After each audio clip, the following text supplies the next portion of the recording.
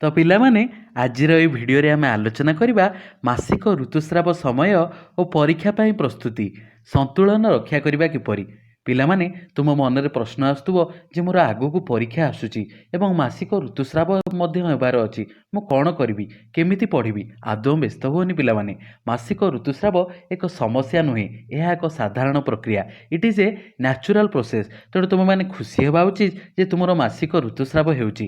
ତ ପିଲାମାନେ ତୁମେ କ'ଣ କ'ଣ ସବୁ ଟିପ୍ସ ଆପ୍ଲାଏ କରିବ ସେଗୁଡ଼ିକୁ ଏଇ ଛୋଟ ଭିଡ଼ିଓ ମାଧ୍ୟମରେ ମୁଁ ତୁମକୁ ଜଣାଉଛି। ଭିଡ଼ିଓକୁ ଆରମ୍ଭରୁ ଶେଷ ପର୍ଯ୍ୟନ୍ତ ଦେଖ, ତାହା ଫଳରେ ତୁମେମାନେ ବୁଝିପାରିବ ଯେ ପ୍ରକୃତରେ ତୁମେ ମାସିକ ଋତୁସ୍ରାବ ସମୟ ଓ ପରୀକ୍ଷା ପାଇଁ ପ୍ରସ୍ତୁତି ଏଥିମଧ୍ୟରେ ସନ୍ତୁଳନ ରକ୍ଷା କରିପାରିବ କିପରି। ତ ପ୍ରଥମ ପଏଣ୍ଟ ପିଲାମାନେ ମନେ ରଖ ଯେ ମାସିକ ଋତୁସ୍ରାବ ଗୋଟିଏ ସମସ୍ୟା ନୁହେଁ। ସେକେଣ୍ଡ ପଏଣ୍ଟ, ମାସିକ ଋତୁସ୍ରାବ ହେଉଥିବା ସମୟରେ ତୁମମାନଙ୍କୁ ସୁସ୍ଥ ରହିବା ଦରକାର। ସୁସ୍ଥ ରହିବା ପାଇଁ ତୁମେମାନେ କୋଲ୍ଡ ଡ୍ରିଙ୍କ୍ସ ଆଦୌ ସେହି ସମୟରେ ପିଅ ନାହିଁ। ଚିନି, ଚା, କଫିକୁ ଆଭଏଡ଼ କର। ବଜାରରେ ମିଳୁଥିବା ଫାଷ୍ଟଫୁଡ଼୍ ଯଥା egg roll, chicken roll, chowmein, manchurian ଏସବୁକୁ ଆଭଏଡ଼ କର ଓ ତେଲ ଛଣା ଖାଦ୍ୟ ଯେମିତିକି ବରା, ପିଆଜି, ସିଙ୍ଗିଡ଼ା, ଆଳୁଚପ୍ ଏସବୁକୁ ମଧ୍ୟ ଆଭଏଡ଼ କର।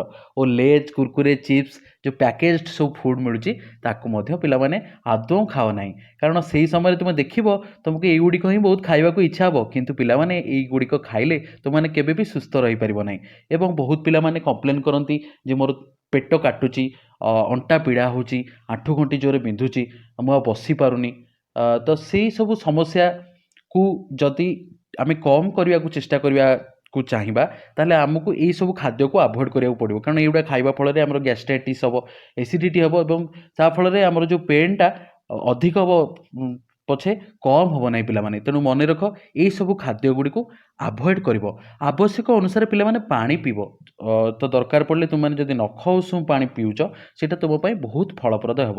ତ ପାଣି ଆମ ବଡ଼ି ପାଇଁ ଯେତିକି ଦରକାର ନିହାତି ଭାବରେ ପାଣି ପିଇବ ପିଲାମାନେ, ଜଳ ହିଁ ଜୀବନ। ଏବଂ ସୂକ୍ଷ୍ମ ବ୍ୟାୟାମ ଗୁଡ଼ିକ କରିବ, ଯେଉଁ ବ୍ୟାୟାମ ଗୁଡ଼ା ତୁମେ କରିପାରୁଛ ଦେଖିବ ତୁମ ବଡ଼ି ଅନୁସାରେ ଯେଉଁ ବ୍ୟାୟାମ ତୁମେ କରିପାରୁଛ କରିବ। ହେଭି ଏକ୍ସରସାଇଜ୍ ଜମାରୁ କରିବନି ଏବଂ ହେଭି ୱାର୍କ କିଛି କରିବ ନାହିଁ। ଏବଂ ଯନ୍ତ୍ରଣା ଯଦି ତୁମର ହେଉଛି, ସମସ୍ତଙ୍କର ତ ଯନ୍ତ୍ରଣା ହୁଏନି, ଯଦି ତୁମର ଯନ୍ତ୍ରଣା ହେଉଛି ସେଥିରୁ ଉପଶମ ପାଇଁ ତୁମେ ହଟ୍ ୱାଟର ବ୍ୟାଗ୍ ୟୁଜ୍ କରିପାରିବ। ଏବଂ ତୁମେ କମ୍ପ୍ଲିଟଲି ଯଦି ତୁମେ ଫିଲ୍ କରୁଛ ଯେ ମୋତେ କଷ୍ଟ ଲାଗୁଛି ତାହେଲେ ତୁମେ ରେଷ୍ଟ ନେବ। ତ କେମିତି ପିଲାମାନେ ଆଗକୁ ଆଗକୁ ପ୍ରିପାରେସନ୍ କରିବ ସେଗୁଡ଼ିକ ମୁଁ କହୁଛି।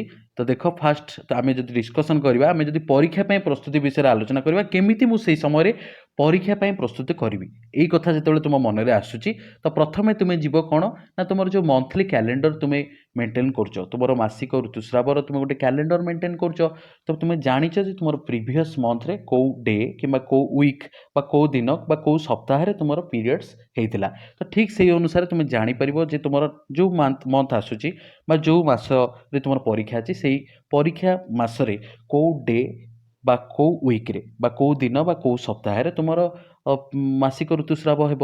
ତ ସେଇ ଅନୁସାରେ ତୁମେ କ'ଣ କରିବ ନା ଆଗୁଆ ତୁମର ସବୁ ପ୍ରି ପ୍ଲାନିଂ କରିଦେବ। ମୁଁ ତୁମକୁ ସଦାବେଳେ ଆଗରୁ କହିଛି ନା ଯେ ପ୍ରପର୍ ପ୍ଲାନିଂ ପ୍ରିଭେଣ୍ଟସ୍ ପୁଅର୍ ପରଫର୍ମାନ୍ସ। ତ ସେଇଭଳିଆ ତ ଯଦି ତୁମେ ଦେଖିବ ଯେ ତୁମେ ଯଦି ସବୁ କାମକୁ ପୂର୍ବରୁ ପ୍ରସ୍ତୁତି କରୁଛ ପିଲାମାନେ, କେବେ ବି ତୁମେ ଲାଇଫ୍ରେ ହଇରାଣ ହେବନି। ତେଣୁ ମାସିକ କ୍ୟାଲେଣ୍ଡର ଦେଖି ଋତୁସ୍ରାବ ହେବା ଦିନ ବା ସପ୍ତାହ ପୂର୍ବରୁ ତୁମେ ନିଜକୁ ପ୍ରସ୍ତୁତ କରିନିଅ। ତା ପୂର୍ବରୁ ଭଲ ଭାବରେ ପାଠ ପଢ଼ିନିଅ। ତୁମେ ଜାଣିଛ ଯେ ଏଇ ୱିକ୍ରେ ତ ମୋତେ ମୁଁ ବେଶୀ ୱାର୍କ କରିପାରିବିନି, ମୋର ୱାର୍କଲୋଡ଼ ନିହାତି ଭାବରେ କମ୍ ରଖିବି ଏବଂ ମୋ ବଡ଼ିକୁ ରେଷ୍ଟ ଦେବି।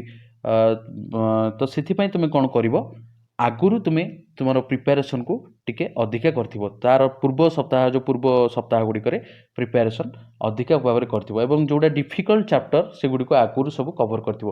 ଗୋଟେ ଚାପ୍ଟରର ଡିଫିକଲ୍ଟ ପାର୍ଟ ଗୁଡ଼ାକୁ ଆଗରୁ କଭର୍ କରିଦେଇଥିବ ଏବଂ ସେହି ସମୟରେ ପୁରୁଣା ପାଠର ପୁନରାବୃତ୍ତି କରିବ, ଯାହାକୁ ଆମେ କହୁଛେ ରିଭିଜନ୍ କରିବା। ପୁରୁଣା ପାଠର ପୁନରାବୃତ୍ତି କେମିତି କରିବ ନା ତୁମେ ଅଲରେଡ଼ି ତୁମେ ସବୁ ଜିନିଷ ନୋଟ୍ କରିଦେଇଛ, ସେ ନୋଟ୍ ଗୁଡ଼ାକୁ ପଢ଼ିବ। ଯଦି ବସିକି ପଢ଼ିପାରୁଛ ବସିକି ପଢ଼ିବ, ଯଦି ତୁମେ ଫିଲ୍ କରୁଛ ନା ମୁଁ ବସିପାରୁନି, ଯେତେବେଳେ ଶୋଉଛ ତୁମେ କ'ଣ କରିଦେଇଥିବ ସେ ଚାପ୍ଟର ଗୁଡ଼ାକୁ ରେକର୍ଡ଼ିଂ କରିଦେଇଥିବ, ଇୟରଫୋନ୍ ଲଗେଇକି ଆରାମସେ ଚାପ୍ଟର ଗୁଡ଼ା ଶୁଣିଲେ ବି ତୁମର ବହୁତ ହେଲ୍ପଫୁଲ୍ ହେବ। ତ ତୁମ ମନରେ ଏଇଟା ଆସିବା ଦରକାର ପିଲାମାନେ, ଗୋଟେ ସାଇକୋଲୋଜିକାଲ ଫିଲିଙ୍ଗସ୍ ଆସେ ସେହି ସମୟରେ, ଯେହେତୁ ହରମୋନ୍ ବହୁତ ମାତ୍ରାରେ ସିକ୍ରେସନ୍ ହୁଏ ତ ବହୁତ ସାରା ମୁଡ୍ ସୁଇଙ୍ଗ ହୁଏ, ଚିଡ଼ଚିଡ଼ା ଲାଗେ, ଏମିତି ସବୁ ବାହାର ଜିନିଷ ଖାଇବାକୁ ବହୁତ ଇଚ୍ଛା ହୁଏ, ପାଠ ପଢ଼ିବାକୁ ଜମାରୁ ଇଚ୍ଛା ହୁଏନି, ପିଲାମାନେ ମୁଡ୍ ସୁଇଙ୍ଗସ୍ ହେବ, ଚିଡ଼ଚିଡ଼ା ଲାଗିବ। ତ ତୁମେ ସେଇଟା ପାଇଁ ବ୍ୟସ୍ତ ହେବନି, କାରଣ ଯେହେତୁ ହରମୋନ୍ର ସିକ୍ରେସନ୍ ज़्यादा ହେଉଛି, ସେ ସମୟରେ ଅଧିକା ହେଉଛି, ତ ସେଇଥିପାଇଁ ଏମିତି ହୁଏ। ତ ବ୍ୟସ୍ତ ହେବନି, ନିଜକୁ ସଦାବେଳେ ପଜିଟିଭ୍ ରଖିବ, ସେହି ସମୟରେ ପୁରୁଣା ପାଠର ପୁନରାବୃତ୍ତି କରିବ ଏବଂ ସେହି ସମୟରେ ସହଜ ବିଷୟ ଗୁଡ଼ିକୁ ପଢ଼ିବ। ତୁମର ଯେଉଁଟା ଯେକୌଣସି ଚାପ୍ଟର କିମ୍ବା ଯେକୌଣସି ସବଜେକ୍ଟର ଡିଫିକଲ୍ଟ ପାର୍ଟଟା ତୁମେ ତା ପୂର୍ବରୁ ସାରି ଦେଇଥିବ ଏବଂ ସେହି ସମୟରେ ତୁମେ କ'ଣ କରିବ ନା ମକ୍ ଟେଷ୍ଟ ଗୁଡ଼ିକୁ ପ୍ରାକ୍ଟିସ୍ କରିବ।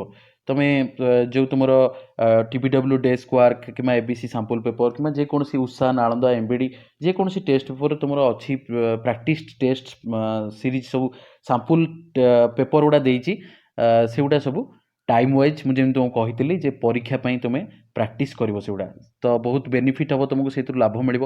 ଏବଂ ସଦାବେଳେ ନିଜକୁ ପଜିଟିଭ୍ ରଖିବା ପାଇଁ ତୁମେ ଭଲ ଗୀତ ଶୁଣିବ, ଭଲ ଭଲ ଗୀତ ଯେଉଁଟାକି ତୁମକୁ ମୋଟିଭେସନ୍ ଦେବ, ଯେଉଁଟାକି ଶୁଣିଲେ ତୁମକୁ ପଜିଟିଭ୍ ଫିଲିଙ୍ଗସ୍ ଆସିବ। କେବେ ବି ସ୍ୟାଡ଼୍ ସଙ୍ଗ୍ କିମ୍ବା ବ୍ରେକଅପ୍ ସଙ୍ଗ୍ ଏଗୁଡ଼ା ଶୁଣିବ ନାହିଁ ଏବଂ ଭଲ ଭାବରେ ପିଲାମାନେ ବିଶ୍ରାମ ନେବ। ଆମର ବଡ଼ି ପାଇଁ ତ ନିହାତି 6 ଘଣ୍ଟା ରେଷ୍ଟ ଦରକାର, ତ ତୁମେ ସେଇ ସମୟରେ ଯଦି 8 ଘଣ୍ଟା ରେଷ୍ଟ ନେଉଛ କିଛି ବି ଅସୁବିଧା ନାହିଁ।